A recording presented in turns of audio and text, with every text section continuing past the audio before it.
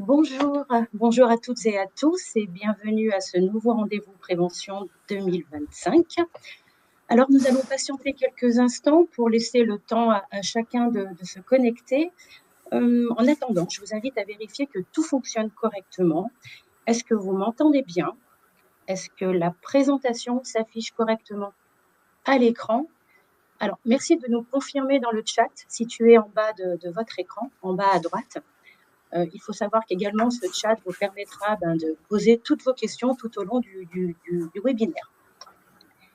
Alors, est-ce que nous avons... Oui, très bien. Donc, tout est OK. Super. Alors, pour information, ce webinaire est enregistré et sera disponible en replay. On va attendre encore quelques secondes pour les retardataires.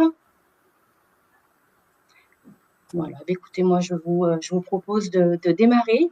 Alors, bonjour à toutes, enfin, rebonjour à toutes et à tous, et merci d'être avec nous aujourd'hui.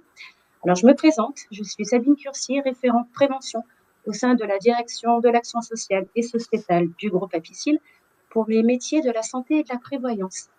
Alors, nos missions d'action sociale, c'est vous accompagner, vous et vos proches, à chaque étape de vie, en particulier lors de moments de fragilité, liées à la santé, à des difficultés financières.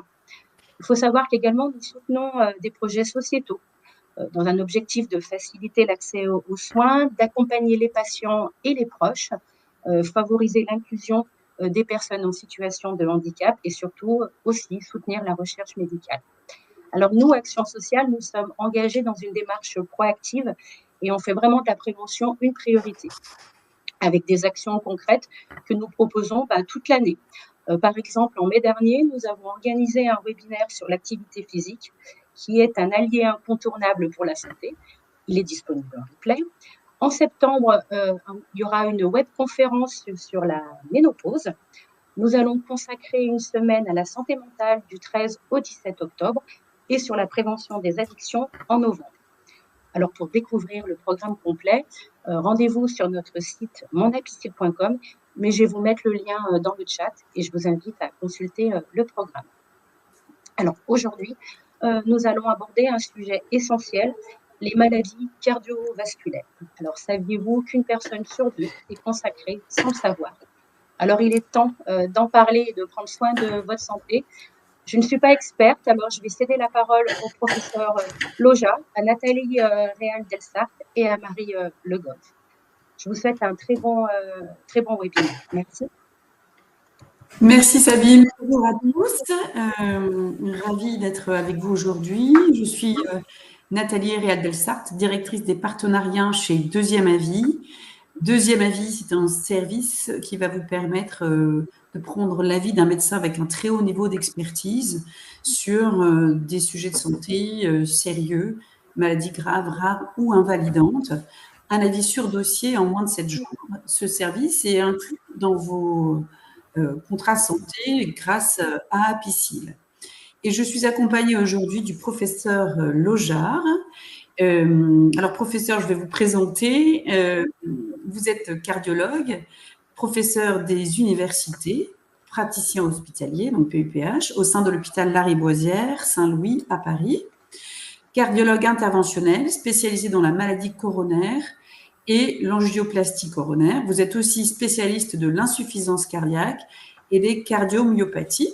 Vous avez créé et coordonné un centre de compétences des maladies rares, cardiomyopathie et une unité d'expertise de l'insuffisance cardiaque. Très impliqué dans la Société savante française de cardiologie, vous présidez actuellement la commission recherche et vous enseignez également au sein de l'université Paris-Cité et faites de la recherche au sein de l'unité INSERM U942. Vous avez participé aussi à la rédaction et publié une centaine d'articles au cours des 10 dernières années. Bienvenue à ce webinaire, professeur, et tout de suite, rentrons dans le vif du sujet avec d'abord, je crois, quelques chiffres sur les maladies cardiovasculaires. Bonjour à tous, merci pour cette introduction. Vous m'entendez bien? Très bien. Ouais. Donc, effectivement, c'est un sujet important, la santé cardiovasculaire. Alors, on va commencer par quelques chiffres pour situer un peu cette histoire-là. Alors, si vous voulez bien, les quelques chiffres, je voulais d'abord partir du monde et après, petit à petit, de rentrer en Europe, puis en France, juste pour donner comme ça une idée. Là, c'est un atlas qui est assez intéressant. Ça montre alors, on parle de décès parce que c'est la seule chose qui est bien comptable si on veut comparer tous les pays du monde. Ça ne compare pas chaque maladie parce que dans la plupart des pays, il n'y a pas de registre de toutes les maladies. Par contre, les décès, on arrive à peu près à savoir ce qui se passe au niveau mondial. Et sans grande surprise, mais c'est toujours bien de le rappeler, par exemple, les maladies contagieuses restent la cause principale de décès, par exemple en Afrique, mais c'est également vrai par exemple au Brésil.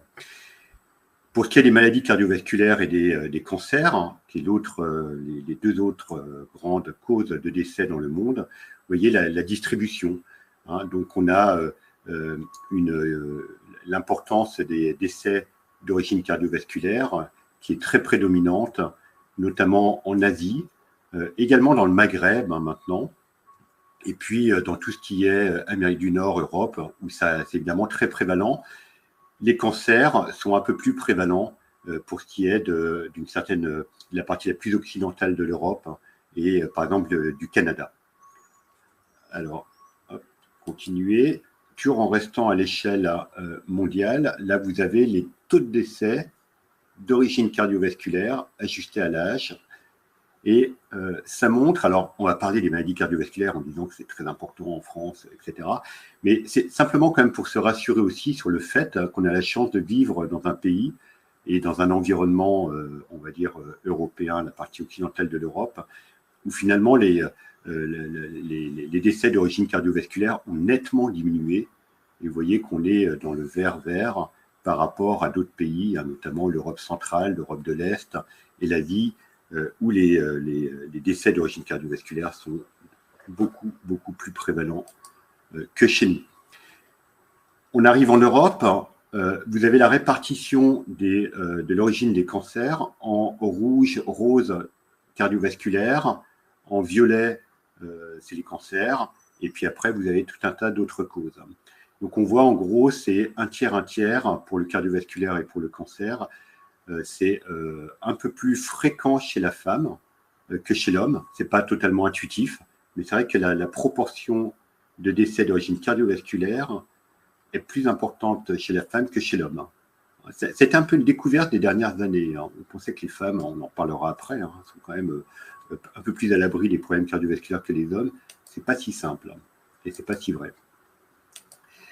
Continue, la France par rapport aux autres pays de l'Europe, pour ce qui est du cardiovasculaire, à nouveau, c'est pour rappeler quand même qu'on a la chance de vivre dans un pays où, d'une part, on est quand même pas mal soigné, on décède un peu plus tardivement que dans la plupart des autres pays, et c'est particulièrement vrai aussi pour les causes cardiovasculaires, si on se compare par exemple à l'Europe de l'Est, vous voyez qu'on est quand même un peu mieux loti. Et puis donc là on arrive en France, on reprend, alors en France on a pas mal de possibilités de connaître les chiffres, vous pouvez, tout le monde a un accès assez libre d'ailleurs à ces chiffres-là en allant sur l'internet, et ça c'est des choses que vous pouvez retrouver assez facilement, les causes de décès en France assez récemment, puisque là c'était le registre 2021 de mémoire, ou 2022. Et vous voyez que dans le top 2, on va dire, on retrouve évidemment les cancers et les maladies cardiovasculaires qui sont les principales causes de décès en France, avec à peu près moitié-moitié, donc à nouveau un peu plus d'origine cardiovasculaire que de cancer chez les femmes et l'inverse chez les hommes. Et pour finir sur ces chiffres clés, donc les maladies cardiovasculaires actuellement la première cause de mortalité chez la femme, la deuxième cause de mortalité chez l'homme. Si chacun peut couper son micro, ça facilitera. Alors, on va revoir les différentes maladies cardiovasculaires, mais on parle d'un million de personnes en France qui souffrent d'insuffisance cardiaque, c'est évidemment considérable. Chez les femmes, on en reparlera après, mais donc le problème cardiovasculaire est prééminent. Et puis c'est pareil, tout le monde n'a pas conscience que finalement le problème cardiovasculaire est quand même beaucoup plus important que le cancer du sein chez la femme. Également, si on veut donner quelques chiffres clés, 100 000 infarctus du myocarde par an, c'est à peu près 120-150 000 AVC, on va y revenir après. Et puis, évidemment, tout ça coûte très cher pour la sécurité sociale et pour nos impôts. Alors, le cœur et son fonctionnement.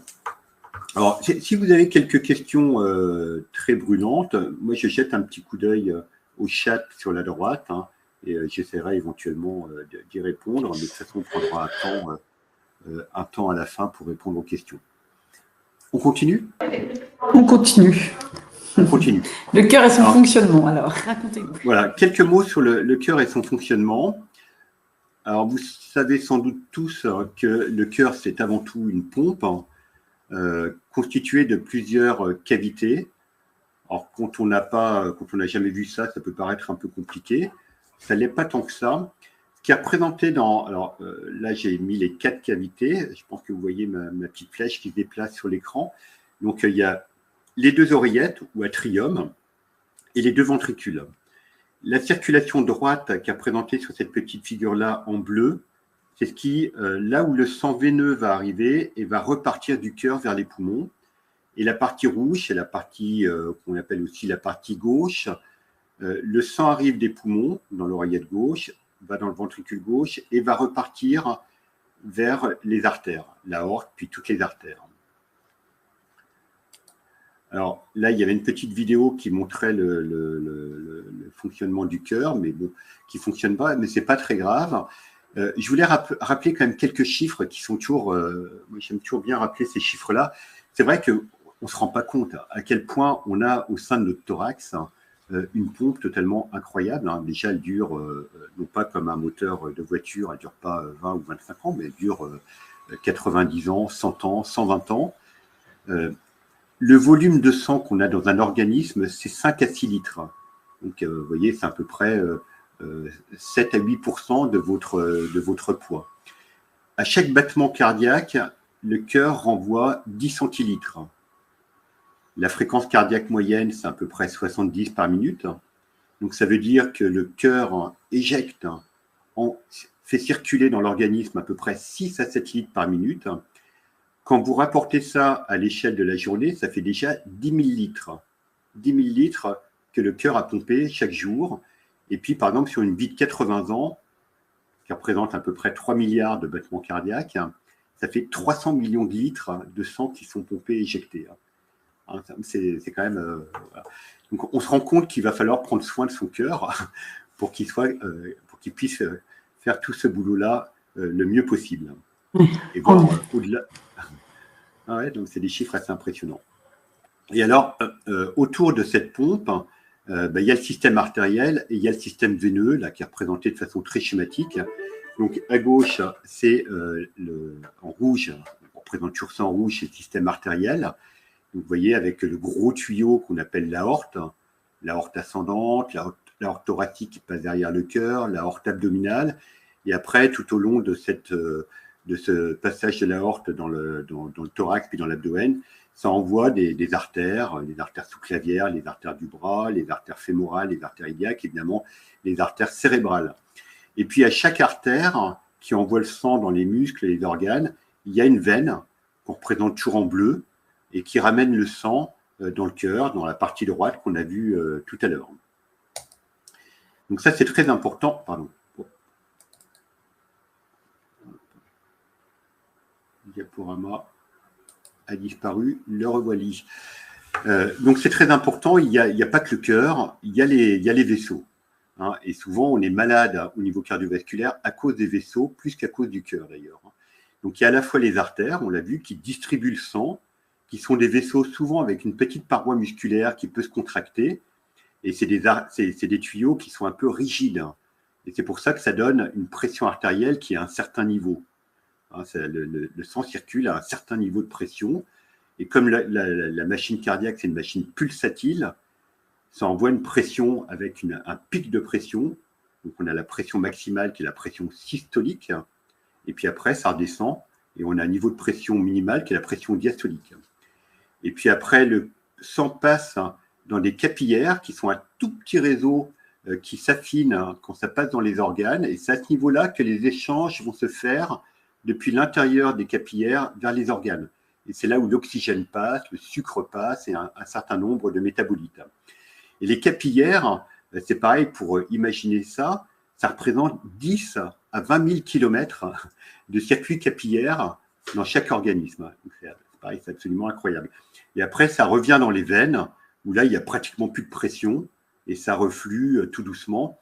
Et le fait que ça a peu de pression, ça explique aussi, par exemple, tout de suite, on n'en parlera pas après, pourquoi, par exemple, quand on est debout toute la journée, qu'il fait très chaud, comme les 4 derniers jours, on a les jambes lourdes qui gonflent un peu. C'est parce qu'avec la gravité, le sang a tendance à stagner dans les veines des jambes. Et ça revient un peu plus difficilement vers le cœur. Voilà. Alors, oui, on vous écoute sur... maintenant, rentrons dans le... Quelles sont les maladies cardiovasculaires et de quoi parle-t-on cardiovasculaire? Ouais. Alors, une fois qu'on a raconté ces différentes parties du système cardiovasculaire, les maladies cardiovasculaires peuvent concerner ces différentes parties-là et les organes, quelque part, irrigués par le système cardiovasculaire. Donc, il y a, alors dans les choses très connues, il y a bien sûr l'infarctus. Alors, l'infarctus, c'est l'infarctus du myocarde, l'infarctus du cœur. C'est infarctus et pas infractus, comme on dit parfois, parce que infarctus, c'est infarcissement, nécrose du cœur. Donc, on a dit tout à l'heure, c'est à peu près 100 000 cas par an. Et ça, on va le revoir après, c'est une artère du cœur qui se bouche. À gauche là, de la diapositive, on a les AVC, accidents vasculaires cérébral, qu'on pourrait aussi appeler infarctus cérébral. C'est cette fois une artère cérébrale qui se bouche. Et c'est à peu près 150 000 cas par an. En bas à gauche de la diapositive, les embolies pulmonaires. Cette fois, c'est les artères des poumons, où il y a un caillot qui se forme et qui bouche une artère. Et habituellement, c'est un caillot qui migre, c'est pour ça qu'on parle d'embole. Et c'est pareil, c'est autour de 100 000 cas par an. Ça donne toujours un ordre d'idée. Dans les autres grandes maladies, il y a l'insuffisance cardiaque. Et finalement, c'est peut-être l'insuffisance cardiaque et puis la fibrillation atriale. C'est les deux maladies les plus fréquentes en réalité. L'insuffisance cardiaque, c'est presque 1 million de Français et 180 000 hospitalisations à cause de cette insuffisance cardiaque. Donc, c'est considérable. L'insuffisance cardiaque, on va en reparler un petit peu après, à quoi elle est liée, ses symptômes. La fibrillation atriale, c'est une maladie de l'électricité du cœur. Le cœur, c'est une pompe, on l'a dit tout à l'heure. Et pour que ça pompe de façon régulière, c'est parce qu'il y a un rythme électrique, il y a une électricité qui circule dans le cœur et qui impulse à 70 battements par minute à peu près un rythme. Et parfois, ce rythme-là débloque. Et puis, il y a une espèce d'arythmie qui s'installe. Et la plus fréquente, la plus banale, c'est ce qu'on appelle la fibrillation atriale. Vous voyez, qui est extrêmement fréquente. 500 000 personnes à 1 million de personnes en souffrent en France. Et puis enfin, dans ces problèmes électriques, le problème électrique le plus grave, c'est ce qu'on appelle la mort subite, qui est due cette fois à une fibrillation ventriculaire. Et c'est à peu près 40 000 cas par an. Donc ça reste quand même très fréquent également. Alors, on va rentrer un tout petit peu plus dans les détails de ces maladies-là, si vous voulez bien. Alors, c'est très schématique, c'est très simplifié. C'est évidemment, en réalité, c'est un peu plus compliqué que ça, mais de façon simple, on peut mettre en haut de toutes ces maladies-là les facteurs de risque. Et on va y revenir longuement parce qu'évidemment, quelque part, le boulot de tout le monde, la prévention, et la prévention, elle est faite également par chaque personne, et pas seulement par les médecins ou par les acteurs de santé, mais chaque individu est concerné pour essayer de se protéger de ces facteurs de risque. Les facteurs de risque, il y en a beaucoup. Les plus importants, c'est ceux-là.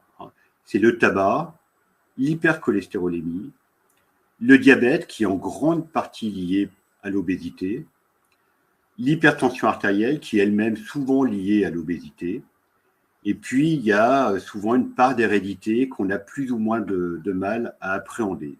Mais il y a des familles d'hypertendus, il y a des familles de diabétiques, il y a des familles de maladies cardiaques, ça c'est certain. En tout cas, ça a souvent un rôle plus ou moins important. Et puis, ces facteurs de risque vont essentiellement provoquer ce qu'on appelle ou accélérer un processus d'athérosclérose. On va y revenir après. Et cette athérosclérose va être le lit de la plupart de ces maladies qu'on vient d'évoquer, l'AVC, l'infarctus du myocarde. J'aurais pu également, je n'en ai pas parlé tout à l'heure, il y a également l'artérite ou l'artériopathie des jambes, l'anévrisme de l'aorte, tout ça c'est de l'athérosclérose. Et puis l'insuffisance cardiaque qui est une conséquence de l'infarctus, donc vraiment tout en bout de chaîne, ou qui peut être due directement à l'hypertension artérielle, au diabète, voire à l'obésité, voire à des maladies héréditaires. Je ne vous ai pas perdu pour l'instant, on continue. Alors, hop, j'arrive plus à voir la main.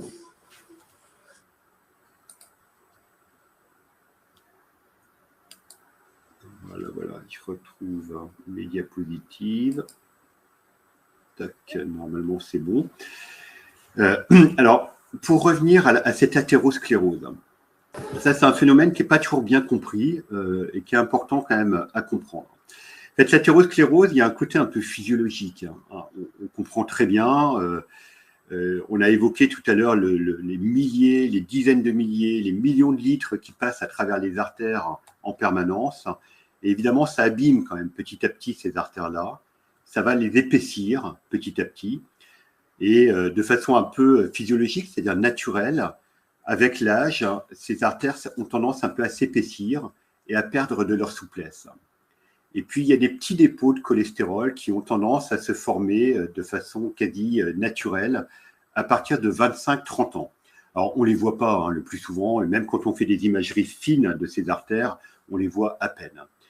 En revanche, quand s'associe du tabac, de l'hypertension, du diabète, du cholestérol, de l'hérédité, etc., ce processus-là s'accélère, s'aggrave et peut devenir très important. Et c'est représenté là dans cette coupe d'artère, où vous voyez que vous avez un endroit, par exemple, qui s'épaissit de façon importante. Dans cet épaississement, là, il y a un peu de tout, mais il y a des particules de cholestérol, mais pas que. Et puis, parfois, ça se bouge complètement. Ça va s'obstruer avec un caillot qui va se former. Et le caillot qui se forme, bam, ça fait l'infarctus. Que ce soit l'AVC au niveau cérébral ou l'infarctus du myocarde, l'attaque cardiaque, comme on dit parfois. Évidemment, ça, c'est grave, puisque quand l'artère se bouge complètement brutalement, et quand ça se bouge petit à petit, souvent, il y a des phénomènes d'adaptation, mais quand ça se bouge brutalement, l'organe n'a pas le temps de s'habituer, et à ce moment-là, la partie qui est irriguée meurt. Il y a ce qu'on appelle une nécrose. Donc, il y a une partie du muscle cardiaque, une partie du cerveau qui ne fonctionne plus. Alors, les symptômes, puisqu'on parle là, de l'infarctus, donc c'est important de les connaître. Souvent, on les connaît, enfin, vous avez déjà, je pense, tous entendu parler. Il y a la douleur dans la poitrine. Alors, ça peut être du côté gauche du cœur, ça peut être au milieu du cœur, ça peut irradier dans la mâchoire, dans le cou, ça peut irradier dans la partie gauche de l'épaule, le bras gauche. Parfois, c'est des choses un peu plus atypiques. Alors, il faut savoir que dans un nombre non négligeable de cas, il n'y a pas de symptômes. Il n'y a pas de symptômes. Alors, soit le patient meurt tout de suite, c'est pas si fréquent que ça, heureusement, soit il ne se passe rien, et puis on s'en rend compte plus tard. Finalement, le patient a fait un infarctus sans que personne ne s'en rende compte, et on va découvrir ça éventuellement plus tard. Mais bon, alors, à côté de la douleur, ça peut être également un essoufflement, ça peut être des palpitations, ça peut être des sueurs, ça peut être des troubles digestifs, des vomissements, des troubles digestifs. Et puis, on l'a dit tout à l'heure, la douleur, ça peut être au niveau de l'épaule, du bras gauche. Ça fait beaucoup de symptômes, en fait. Donc, il faut rester vigilant. Ce qu'on a l'habitude de dire, alors évidemment, souvent, quand les gens ont une douleur dans la poitrine, ils savent un peu quand même qu'a priori, c'est le cœur qui ne va pas bien. Encore qu'il y en a qui se disent oh, ça va passer, peut-être que j'ai mal digéré. Souvent, ce qu'on rappelle, c'est que quand on a un risque cardiovasculaire élevé, donc ça veut dire par exemple être diabétique, être hypertendu, enfin avoir beaucoup d'hypertension, avoir déjà fait un problème cardiovasculaire, un symptôme comme ça, une douleur dans le thorax, une douleur dans l'épaule, dans le bras, ou même des symptômes digestifs, on doit penser à l'infarctus avant de dire « c'est rien, ça va passer ». Ça, c'est très important de garder ça en mémoire. Alors, on continue. Alors, toujours, si on parle puisqu'on parle des maladies, de la maladie coronaire, alors après, quand on a une maladie coronaire, quand on a fait un infarctus, le traitement, évidemment, il y a des médicaments.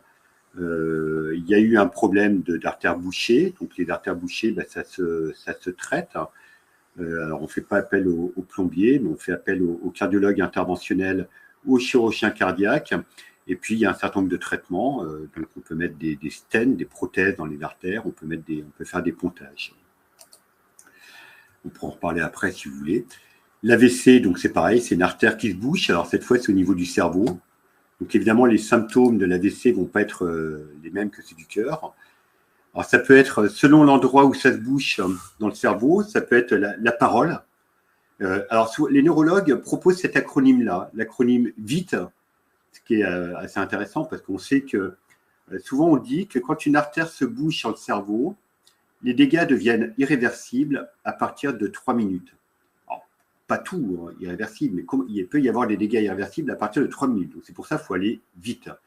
Au niveau du cœur, les dégâts commencent à devenir irréversibles à partir de 30 minutes. Donc 3 minutes pour le cerveau, donc il faut encore aller plus vite.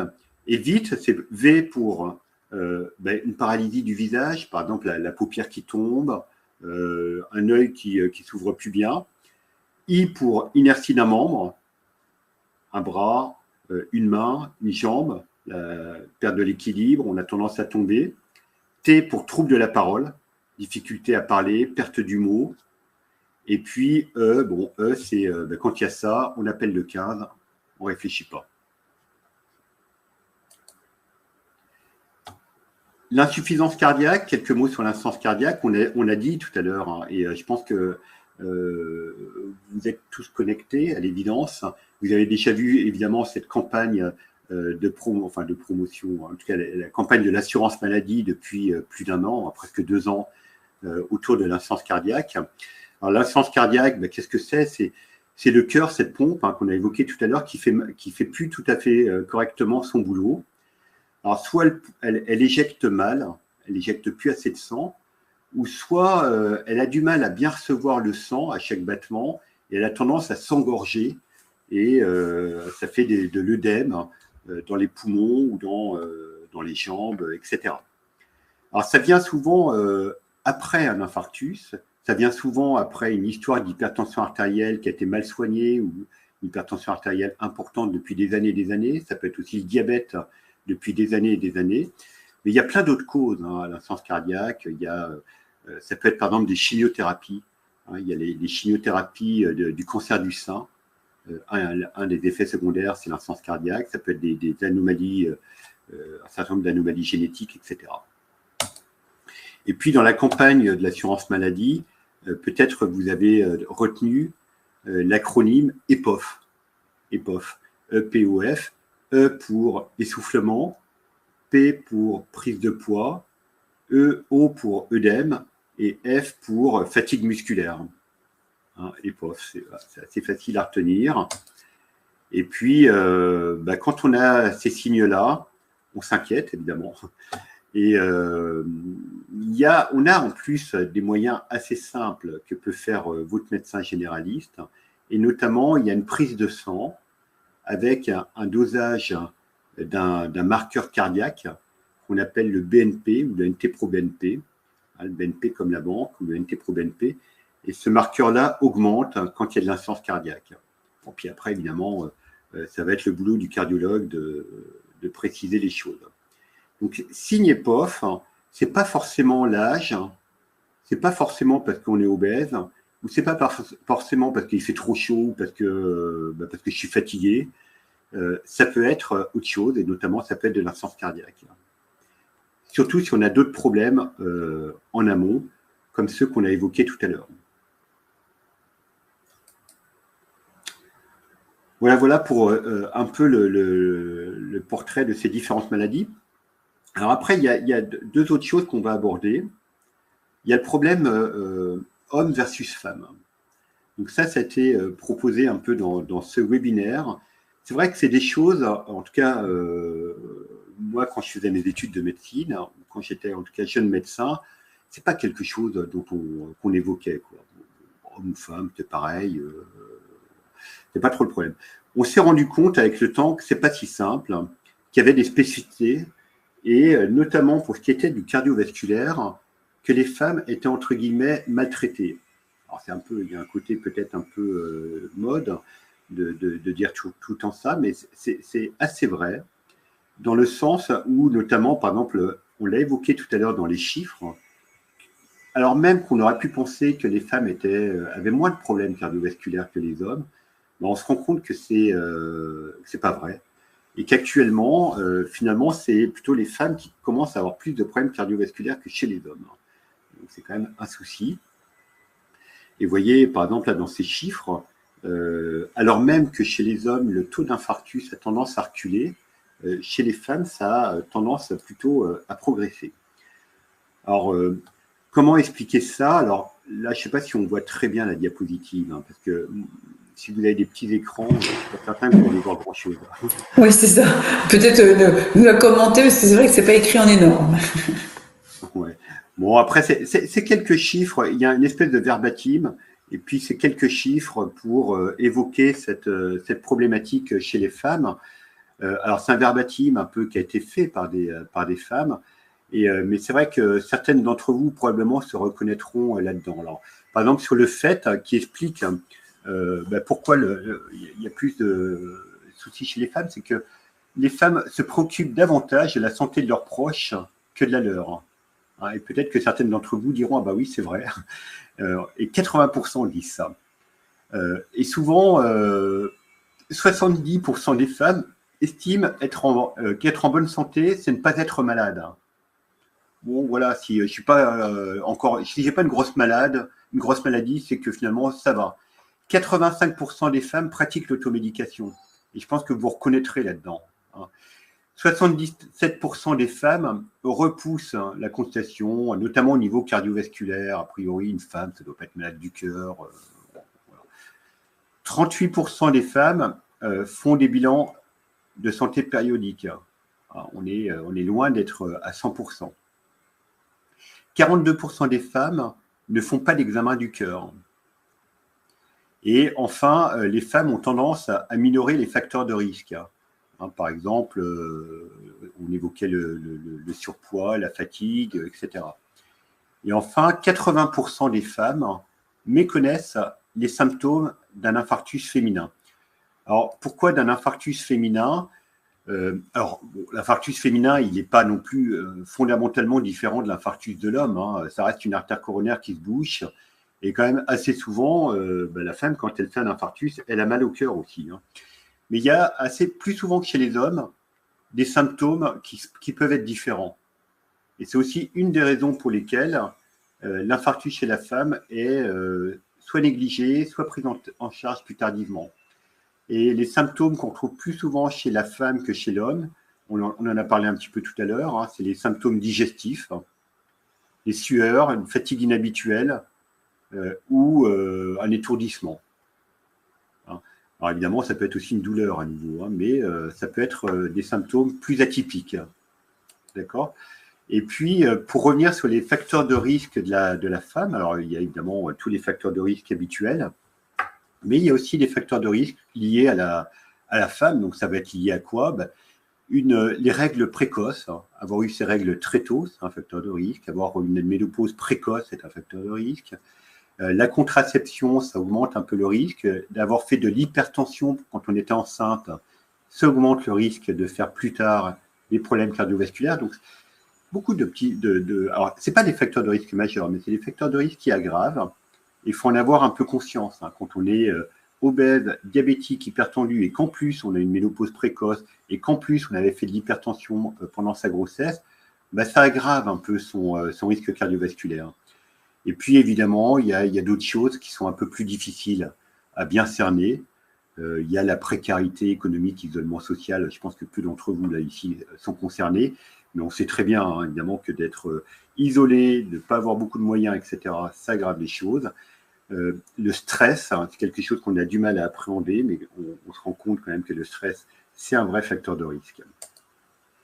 Voilà, alors on va un petit peu avancer, on va avancer sur cette diapositive-là, et puis on va parler plutôt de la prise en charge pour finir, et essayer d'évoquer les façons de prévenir ces maladies cardiovasculaires. Alors, on l'a évoqué tout à l'heure, la prévention.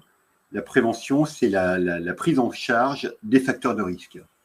Les facteurs de risque, on les a largement évoqués.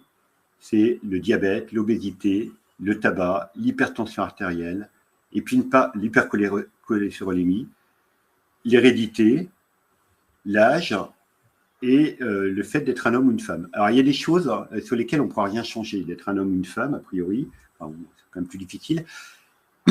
Sachez que, par exemple, les tranchants ont un risque cardiovasculaire qui est beaucoup plus augmenté lié aux traitements hormonaux. L'âge, malheureusement, pour l'instant, on ne peut pas revenir en arrière, et l'hérédité, on ne peut pas changer son patrimoine génétique. En revanche, tous les autres facteurs de risque, on peut faire des choses.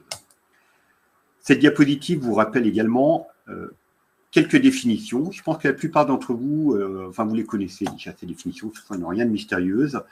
Voilà, le tabagisme, c'est le tabagisme. Le diabète, c'est un taux de sucre supérieur à 1,1 g par litre, pris quand on le mesure au moins à 2 reprises. On parle d'hypertension artérielle quand la pression artérielle est supérieure ou égale à 140 pour le chiffre élevé, 90 pour le chiffre bas, au moins à 2 reprises au cabinet du médecin. L'idéal, c'est même cabinet du médecin, souvent la tension elle a tendance à monter, donc c'est préférable de faire de l'automesure, d'acheter un petit appareil de tension en pharmacie, de faire soi-même l'automesure, c'est vraiment l'idéal. Hein, moi, j'encourage toutes les personnes qui ont des chiffres de tension artérielle un peu limites à faire de l'automesure. Et pour ce qui est du cholestérol, tout le monde a du cholestérol, hein, évidemment, mais il y en a qui ont la chance d'avoir un taux de mauvais cholestérol. Le mauvais cholestérol, c'est le LDL. Ont la chance d'avoir un taux de LDL cholestérol naturellement bas, et puis d'autres n'ont pas de chance et ont un taux de LDL cholestérol naturellement plutôt élevé. Il est franchement anormal quand il est supérieur à 1,90 g par litre. Là, c'est franchement, ça devient une maladie en soi. Et on dit que ça aggrave un peu le risque, plus ou moins, à partir de 1,30 g par litre ou 130 mg par décilitre. Il y a le bon cholestérol qu'on appelle le HDL qui lui protège. Évidemment, c'est mieux d'en avoir beaucoup que de ne pas en avoir beaucoup. On dit qu'on n'en a pas beaucoup quand on en a moins de 0,4 g par litre ou 40 mg par décilitre. Ah, pardon. Et pourquoi on a perdu le diaporama? On revient, voilà. Alors, juste 2-3 mots sur ces facteurs de risque. Hein. Le tabac diminue par rapport à ce qu'on a pu connaître il y a 20 ou 30 ans. Il n'y a pas d'ambiguïté là-dessus. Mais il diminue plus beaucoup actuellement.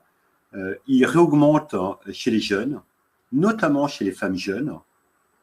Bon, donc il y a un signe d'inquiétude par rapport à ça. Et bon, vous savez tous, hein, le tabac, c'est horrible. 75 000 décès par an. Donc, on peut encore faire beaucoup mieux. L'hypertension artérielle, 1 Français sur 3.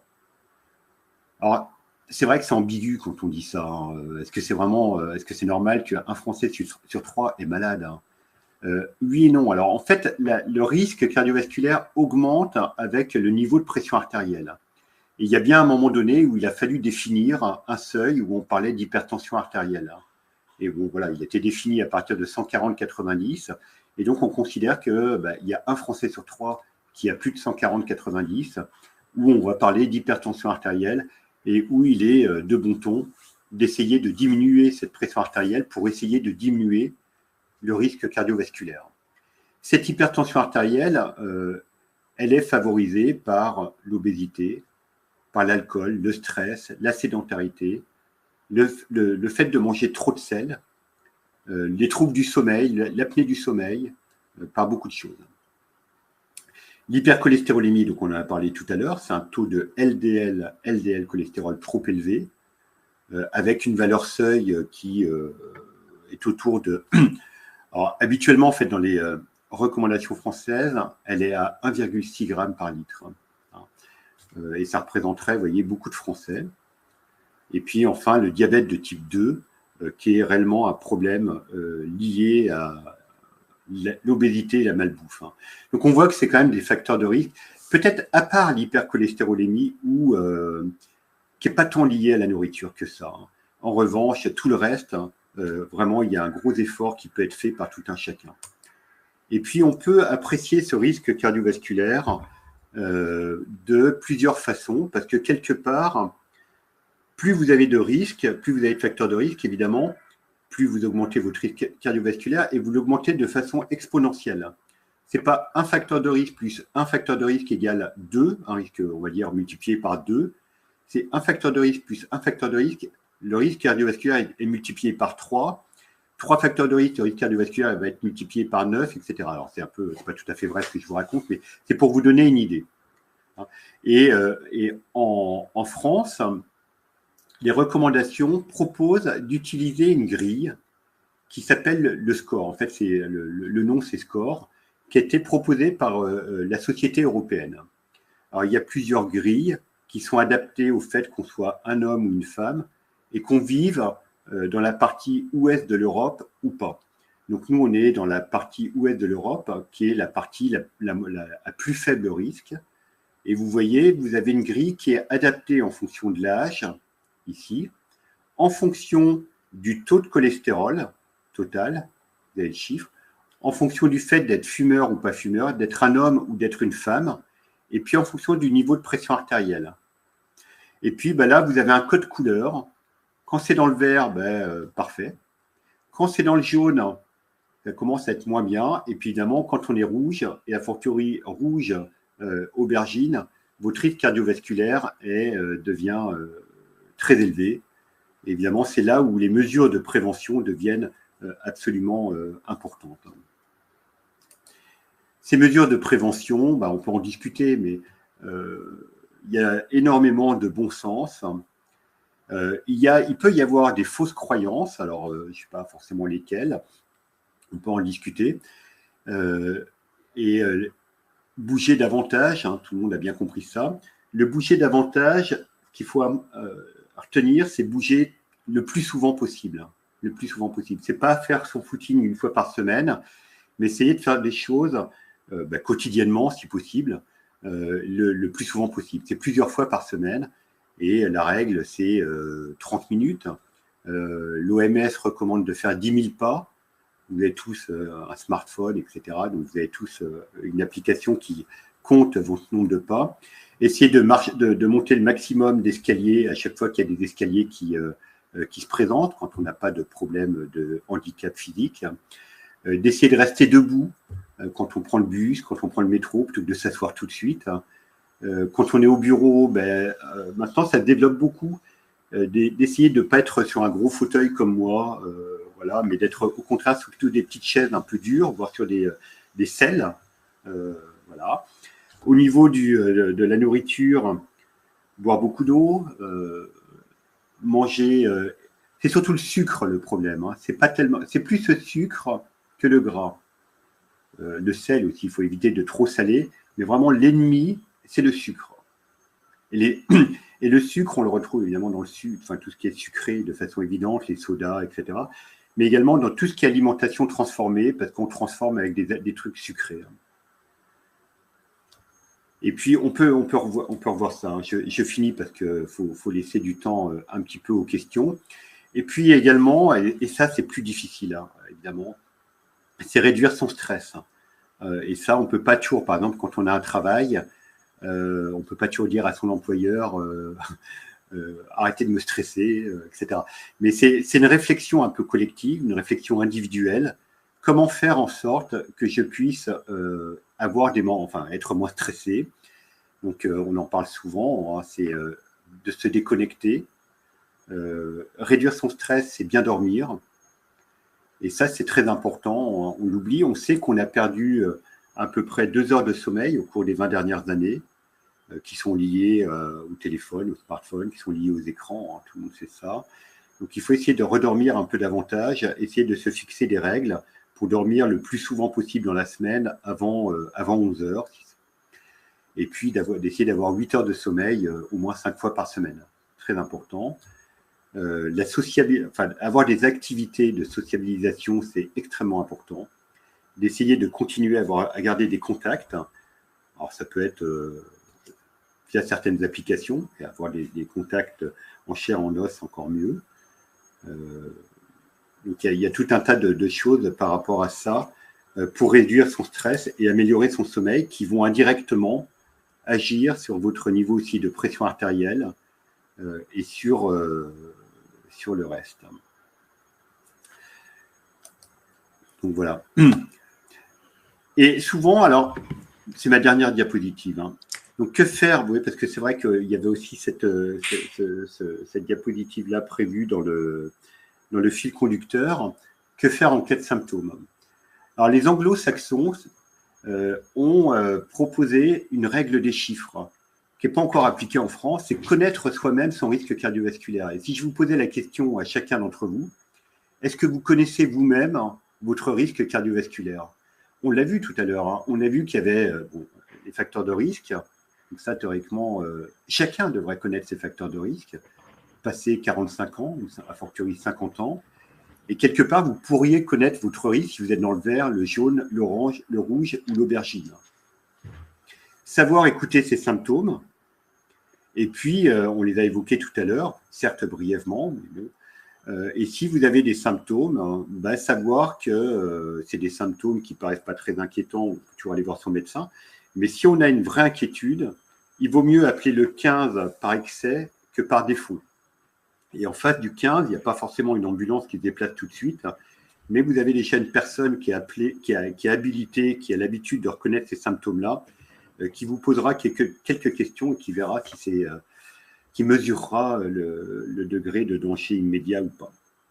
Donc en France, on est quand même plutôt bien équipé. On a vu tout à l'heure que malgré tout, on fait partie des pays qui ont un risque cardiovasculaire faible à l'échelle du monde, que les femmes sont paradoxalement les moins bien lotis au sein de cette communauté française et qu'on a la chance quand même d'avoir, même si on n'arrête pas de parler de déserts médicaux ou autres, on a quand même encore un système de soins qui existe et on a également le 15 que beaucoup de pays nous envient. Alors, il y a les autres pays ont aussi des numéros d'urgence, hein, mais le 15, c'est quelque chose qui est plutôt assez bien fait en France.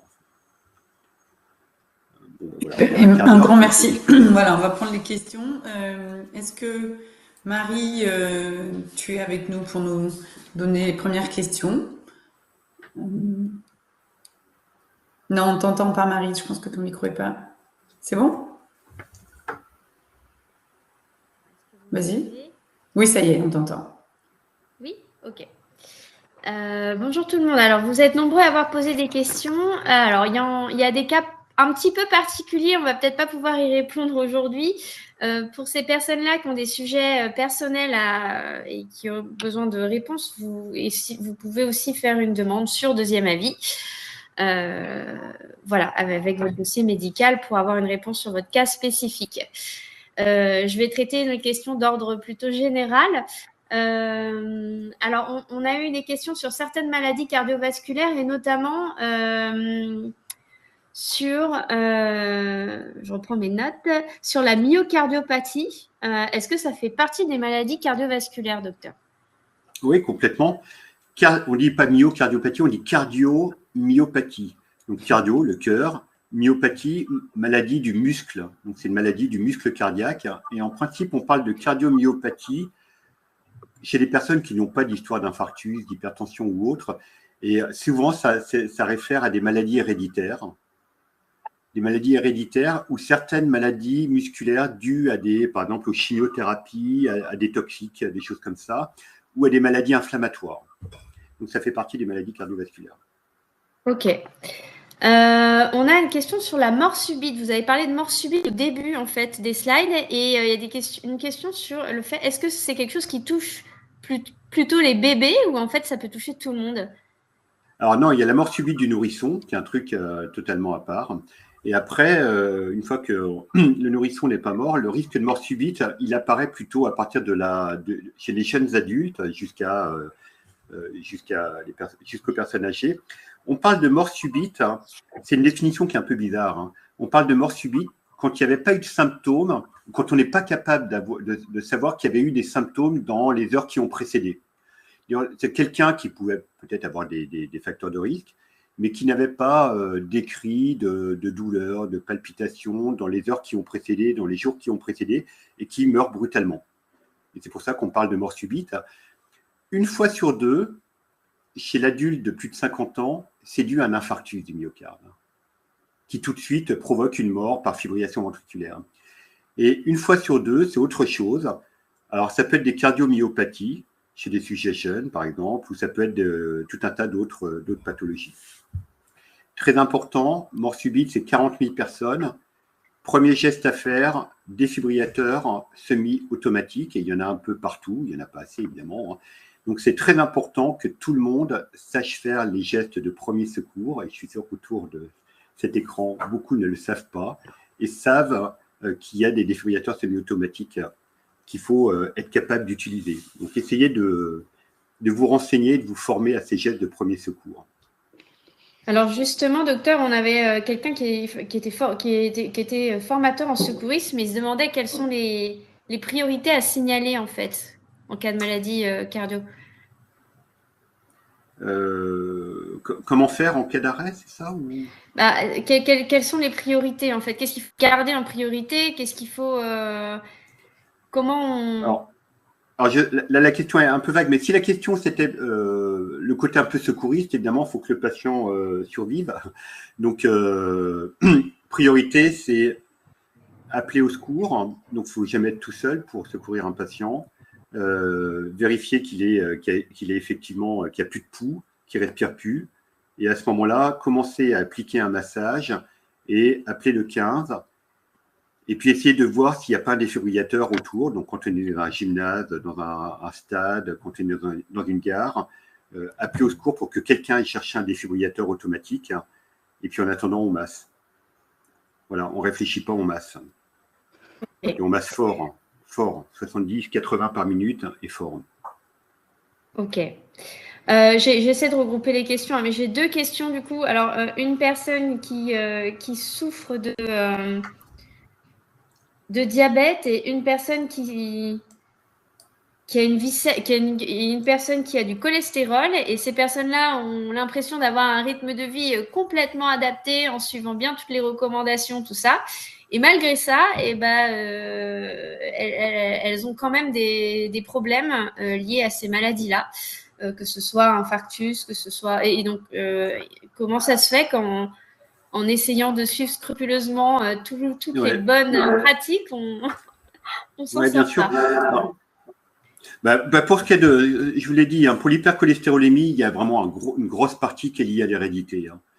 Donc ça, malheureusement, voilà, la partie héréditaire, vous ne pourrez pas faire grand-chose. Avec le régime, on peut diminuer, on a parlé de 1,6 g par litre à peu près. On peut diminuer de 0,2 à 0,3 g par litre son taux de LDL, mais pas beaucoup plus. Hein. Donc malheureusement, alors si on a juste un peu trop de cholestérol et que par ailleurs on n'a pas de diabète ou autre, voilà, c'est pas forcément grave. Hein. On vit avec. Si en revanche, il y a en plus de l'hypertension, du diabète, etc., à ce moment-là, il va falloir prendre une statine. Donc, ça dépend réellement du niveau de risque cardiovasculaire global. Et puis après, par rapport au diabète ou à l'hypertension, alors même que l'hygiène de vie est parfaite, à nouveau, hein, c'est pareil. Hein, tout n'est pas... On peut modifier les choses avec l'hygiène de vie, mais on ne peut pas tout résoudre avec l'hygiène de vie, malheureusement. On peut quand même corriger une grande partie.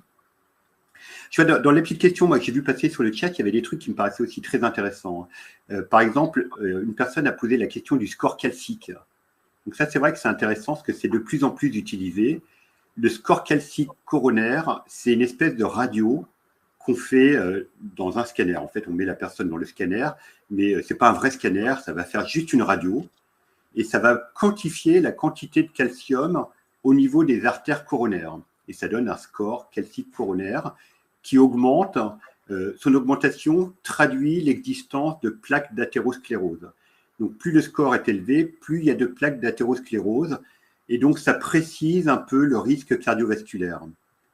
Donc voilà, par exemple, quand on a juste un peu de diabète ou juste une hypercholestérolémie, et on se pose la question, est-ce que je vais vraiment prendre un traitement, des médicaments ou autre, de mesurer le score calcique, ça aide à préciser un peu son risque cardiovasculaire. Évidemment, quand le score calcique est très élevé, souvent le médecin va faire d'autres examens pour vérifier les artères du cœur, etc. Une question intéressante aussi, à quel âge une femme, alors la question a été posée pour les femmes, mais ça peut être intéressant aussi pour un homme, je pense. À quel âge une femme doit-elle faire un examen du cœur? Est-ce qu'il faut aller chez son médecin? Est-ce qu'il faut aller chez son cardiologue? Comment ça se passe? Non, ça passe par le médecin traitant qui fait le tour de l'ensemble des risques cardiovasculaires. Beaucoup de médecins traitants maintenant font des ECG également. En plus, il y a de l'intelligence artificielle pour faire les ECG. Donc, ça passe d'abord par le médecin traitant. Et à quel âge pour une personne vraiment standard, etc., on va dire à partir de 50 ans. Pour une femme, on parle de femme. En cas de ménopause précoce, en cas d'hypertension artérielle pendant la grossesse, en cas d'un certain nombre de choses comme ça, de syndrome des ovaires polykystiques, à partir de 45 ans. Ok. Et une question pour les enfants aussi. Est-ce qu'il est pertinent d'emmener ses enfants faire des tests s'il y a des antécédents familiaux ou pas? Non. Alors, sauf hérédité type cardiomyopathie, mais en principe, le cardiologue explique aux porteurs de la cardiomyopathie ce qu'il faut faire avec la descendance, avec les enfants. Sinon, en tout venant, un enfant en bonne santé, non. Après, il va voir son médecin traitant au départ pour la croissance, les vaccinations, et puis après, une fois de temps en temps, pour voir si tout va bien. Ok. Et donc une autre question, comment on suit sa tension artérielle Ouais. et comment on sait Alors, si c'est bien ou pas bien? Ouais, ça c'est vrai que c'est une très bonne question puisqu'on a évoqué une personne sur 3. Donc alors évidemment le médecin traitant normalement est censé quand même mesurer la pression artérielle à chaque fois qu'on fait une visite. Alors sauf si vous faites une visite toutes les 3 semaines. Mais enfin si vous allez voir votre médecin traitant une fois par an, c'est de bon ton qui mesure la pression artérielle. Je vous rappelle que ça peut être fait chez le pharmacien. De façon, voilà, il y a normalement des Dynamap disponibles. Et puis donc, ce que je vous disais tout à l'heure, le meilleur moyen de surveiller sa pression artérielle, c'est ce qu'on appelle l'automesure avec un Dynamap automatique qui n'est pas remboursé par la Sécu. Ça s'achète à la pharmacie. Alors évidemment, ce n'est pas obligatoire, mais c'est parfaitement indiqué quand on sait qu'on a des chiffres de pression artérielle un peu limites. Et voilà, on commence à être un peu borderline. On est entre 140, 150 de systolique, on commence à se demander s'il ne va pas falloir démarrer un traitement. Donc, dans ces cas-là, l'automesure est très bien. Et a fortiori, quand on a des chaînes d'hypertension artérielle traitées, si on veut savoir si elle est bien traitée, le mieux, c'est l'automesure. Beaucoup mieux que la mesure faite au cabinet une fois de temps en temps. Ok. Et alors, les chiffres en automesure ne sont pas les mêmes chiffres que ceux que je vous indiquais. Le chiffre cible en automesure, pour la systolique, c'est 125. 125, c'est pas 140, c'est 125. Beaucoup plus bas. Ok. Et alors, j'ai plusieurs questions sur les symptômes qui doivent alerter. J'ai des questions sur est-ce que les douleurs dans les 2 bras peuvent alerter?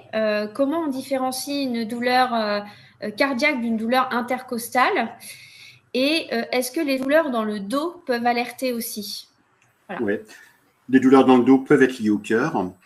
Douleur intercostale versus douleur cardiaque, c'est parfois difficile. Et là, honnêtement, je ne peux pas répondre à cette question-là. S'il y a un doute, il faut consulter. Là, malheureusement, on ne peut pas donner de conseils comme ça. C'est trop hasardeux. Voilà. Les douleurs dorsales, alors évidemment, ça peut être le dos, ça peut être l'arthrose, ça peut être ce que vous voulez. Mais encore une fois, si vous êtes à risque cardiovasculaire, que vous fumez, que vous avez d'autres facteurs de risque, une douleur au niveau du thorax, ça doit éventuellement poser question. Ok, et alors une question intéressante aussi, est-ce que vous êtes pour les montres connectées qui permettent de suivre les paramètres cardiaques? Alors, ni pour ni contre. Moi, j'en ai pas, par exemple. Je pense que ça, bon, voilà, de toute façon, c'est comme ça, on va vers ça. Je pense qu'une personne, alors, ce qui est assez caricatural, c'est que souvent, c'est quand même les personnes en bonne santé qui n'en ont pas besoin, qui en ont, et qui s'auto-surveillent en permanence, mais alors qu'elles vont parfaitement bien. Pour les personnes qui sont, par exemple, c'est très bien, là où c'est très bien, c'est les personnes qui ont des palpitations. On n'a pas beaucoup parlé là, des troubles du rythme. La fibrillation atriale, c'est très fréquent. Hein. Donc, on a évoqué 500 000 personnes, peut-être 1 million. Et le diagnostic est parfois difficile. Et pour les personnes qui ont des palpitations, pour lesquelles on n'arrive pas à faire le diagnostic, parce que quand l'électrocardiogramme est fait, finalement, on ne voit rien. Il peut y avoir eu un enregistrement Holter de 24 heures, on n'a rien vu. À ce moment-là, la montre connectée, c'est formidable. Et c'est recommandé d'ailleurs maintenant par les cardiologues. À ce moment-là, vous avez des palpitations, on ne sait pas pourquoi, portez une montre connectée, ça permettra d'enregistrer un électrocardiogramme au moment des palpitations, on verra ce qui se passe. Ok, et alors j'ai une question aussi sur la myopathie. Si on a une myopathie, un cardiologue ou un neurologue? Pour la myopathie, si c'est une myopathie pure, type myopathie de Duchenne, le cardiologue il ne va pas beaucoup vous aider. Donc là, c'est effectivement, alors c'est pas non plus n'importe quel neurologue. Donc c'est vraiment dans des centres de référence. Alors en première intention, ça peut être le neurologue, effectivement. Mais là, on sort totalement du cadre des cardiaques. D'accord. J'ai vu qu'il y avait aussi des questions sur les valves. On n'a pas parlé des valves, on ne peut pas parler de tout. Mais c'est vrai que les valves, c'est aussi un sujet. Les maladies des valves, la plus fréquente, c'est le rétrécissement aortique actuellement, et dont la prévalence augmente réellement avec l'âge. Donc c'est très important que les médecins écoutent votre cœur, et s'il ne l'a jamais fait, dites-lui écoutez quand même mon cœur, pour notamment voir s'il n'y a pas un souffle cardiaque. Et ça, à partir de 60, 65 ans, il faut de temps en temps écouter le cœur des patients pour dépister une maladie valvulaire et notamment le rétrécissement aortique qui est assez fréquent.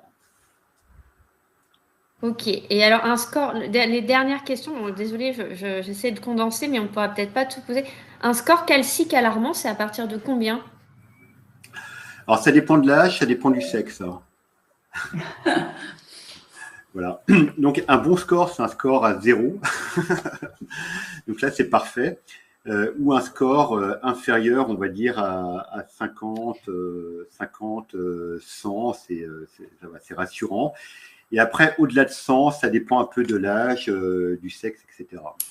C'est à nuancer. Et encore, le score calcique, ça ne fait pas tout. Hein.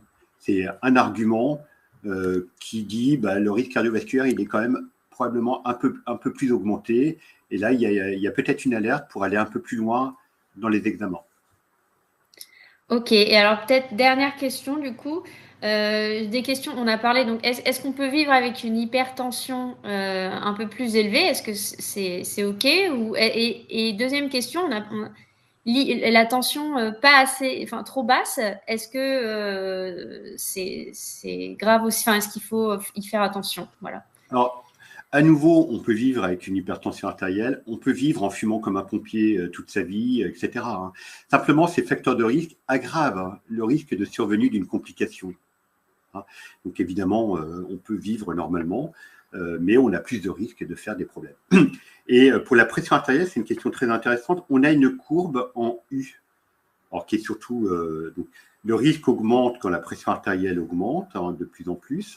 Et puis, à l'inverse, le risque réaugmente un peu quand même quand la pression artérielle devient vraiment trop basse. Alors, trop basse, c'est en dessous pour le premier chiffre, le chiffre le plus élevé, en dessous de 110. 105, 110, surtout quand on est, évidemment, plus on est âgé, avec l'âge, les artères deviennent un peu plus raides, c'est normal. Hein. Donc, la pression artérielle augmente naturellement avec l'âge. Donc, c'est pour ça qu'on évite aussi d'abaisser trop fortement la pression artérielle avec des médicaments chez les personnes les plus âgées, hein, pour éviter ce risque d'hypotension. Ok. Il y avait aussi une question, je peux me permettre aussi de la reprendre, parce qu'on ne peut pas ne pas y répondre. Il y a toujours la question des statines. Hein, il faut essayer de sortir définitivement. La polémique, c'était il y a 10 ans. Je pense qu'on en est sorti de la polémique. Les statines, c'est un médicament qui diminue le taux de mauvais cholestérol. Le taux de mauvais cholestérol augmente le risque cardiovasculaire. Quand on a juste un problème de mauvais cholestérol et pas d'autres facteurs de risque, vous faites ce que vous voulez. Statine, pas statine, c'est pas vraiment obligatoire parce que voilà. Par contre, si vous avez en plus du diabète, de l'hypertension, du tabac, etc., le fait d'avoir un taux de LDL cholestérol augmenté, ça démultiplie votre risque cardiovasculaire. Et a fortiori, si vous avez déjà fait un infarctus ou un AVC, là, votre risque cardiovasculaire est vraiment très élevé. Donc, une des façons les plus efficaces de rediminuer votre risque de récidive ou votre risque d'infarctus, c'est de réduire le taux de LDL cholestérol. Et je vous l'ai expliqué tout à l'heure, il n'y a pas 36 façons. Un petit peu le régime, mais pas beaucoup. Et sinon, à côté, c'est la statine. Alors certes, il peut y avoir des intolérances aux statines, mais à ce moment-là, tant pis, on ne tolère pas la statine, on ne tolère pas la statine. Mais il n'y a pas, malheureusement, beaucoup d'autres options aujourd'hui. Ok, bon, on a eu beaucoup d'autres questions. Hein. Est-ce qu'une nécrose du cœur se soigne? Est-ce que, enfin, bon, je suis désolée, je ne les ai pas toutes posées, mais merci pour vos réponses, docteur. Merci, oui, merci. Merci à vous. Hein. Sabine, on vous redonne la main. Oui, alors infiniment merci, docteur Lojard, pour cette présentation, et merci également à Nathalie et Marie de Deuxième Avis. Un webinaire très clair et très, très, très intéressant. Juste pour information, vous avez une infographie que vous pouvez télécharger qui reprend un ensemble des points essentiels. Et puis, je vous souhaite à tous de prendre soin de vous. Peut-être que professeur, vous vouliez clôturer, mot de la fin ou après, vous avez une très jolie diapositive pour clôturer, effectivement, qu'on peut retrouver facilement d'ailleurs sur Internet. Donc, comme vous dites, le cœur, ce héros discret, 7000 litres, 7000, c'est 7 tonnes. 7 tonnes de sang pompé tous les jours. Vous vous rendez compte, vous avez ça dans votre thorax. Les bons réflexes, bien manger, bouger, arrêter de fumer, se faire suivre, gérer son stress, voilà, tout est dit. Les gros problèmes, l'infarctus, l'AVC, l'hypertension, l'insuffisance cardiaque. On aurait pu rajouter la fibrillation atriale. Plein de personnes sont aussi posées la question sur d'autres maladies, mais les 4 grandes sur lesquelles notamment on peut avoir directement un impact en modifiant ces facteurs de risque, c'est celle-ci. Et puis tous ces signes, douleur dans le thorax, palpitations, essoufflement, malaise, sueur inhabituelle, et puis parfois les symptômes digestifs, c'est pas toujours une indigestion. Hein. Quand on est diabétique et qu'on a 70 ans, une indigestion, ça peut être un infarctus. Voilà. Très clair. Super, merci. Je vous souhaite une bonne continuation, un bel été et rendez-vous en septembre pour nos prochains rendez-vous prévention. À bientôt, merci. Merci à tous. Merci à tous, au revoir. Au revoir. Au revoir.